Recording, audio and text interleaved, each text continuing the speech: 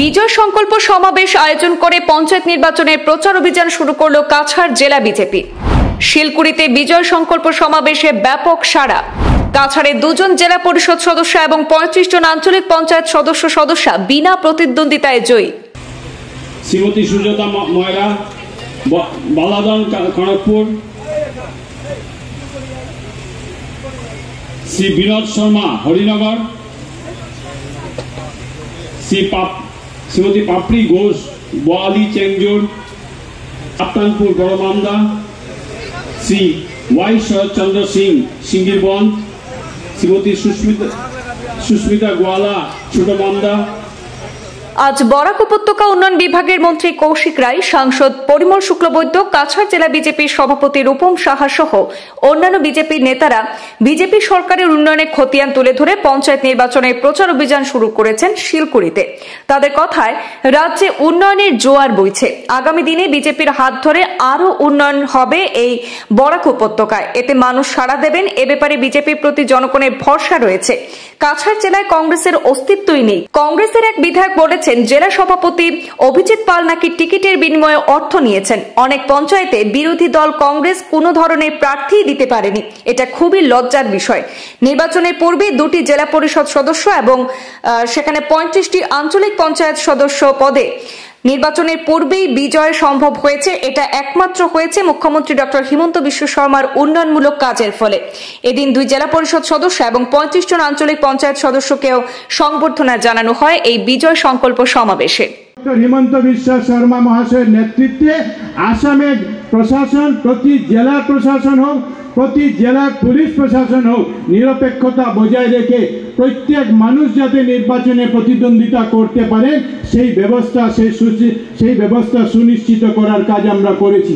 কিন্তু আমরা গত কয়েকদিনে দেখেছি, গতকালকে বিকাল পর্যন্ত কংগ্রেসের যারা প্রার্থীরা ছিলেন, কংগ্রেস যাদেরকে প্রার্থী করেছিল, কংগ্রেস যাদেরকে ধরে বেঁধে প্রার্থী করেছিল, যাদেরকে আটকানোর জন্য হোটেলে রাখার প্রয়োজন হয়েছে, সেই কংগ্রেসের প্রার্থীরা বেরিয়ে এসে বলেছেন যে আমরা মোদিজির নীতির বিরুদ্ধে আমরা লড়তে চাই না, আমরা ডক্টর হিমন্ত বিশ্ব শর্মার বিরুদ্ধে লড়তে চাই না, আমরা বিজেপির বিরুদ্ধে লড়তে চাই না, আমরা উন্নয়নের বিরুদ্ধে লড়তে চাই না, আমরা সবাই উন্নয়নের সঙ্গে আমরা কাজ করতে চাই।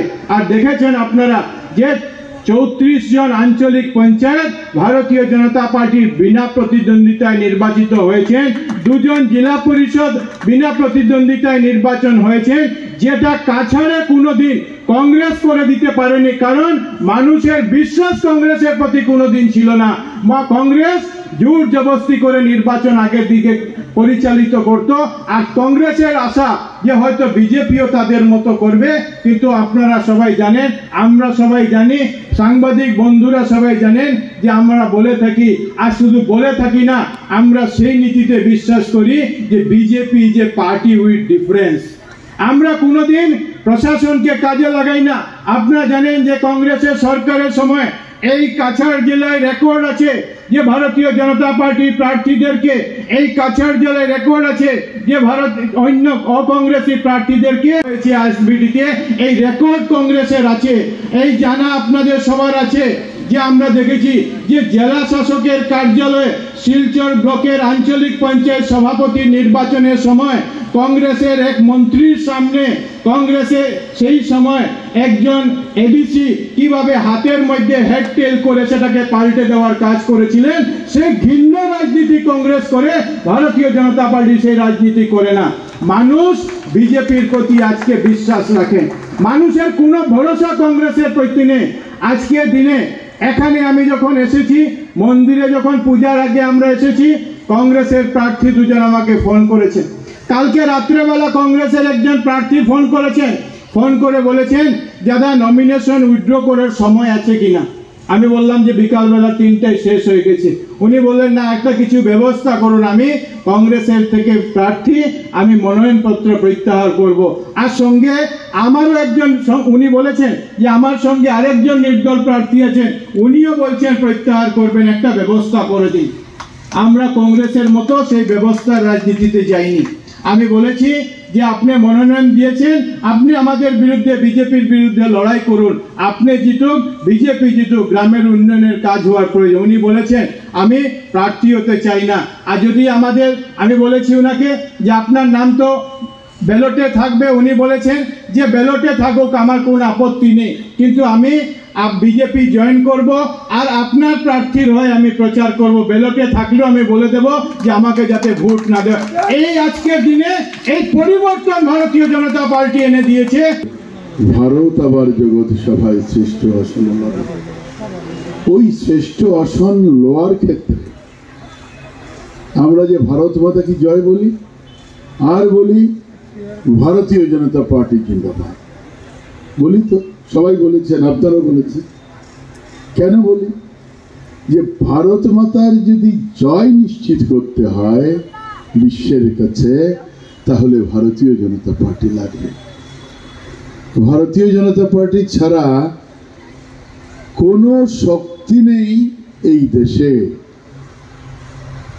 যে ভারত মাতাকে সমগ্র বিশ্বের কাছে নাম্বার 1 পজিশনে নিয়ে যাবে, কোনো শক্তি নেই।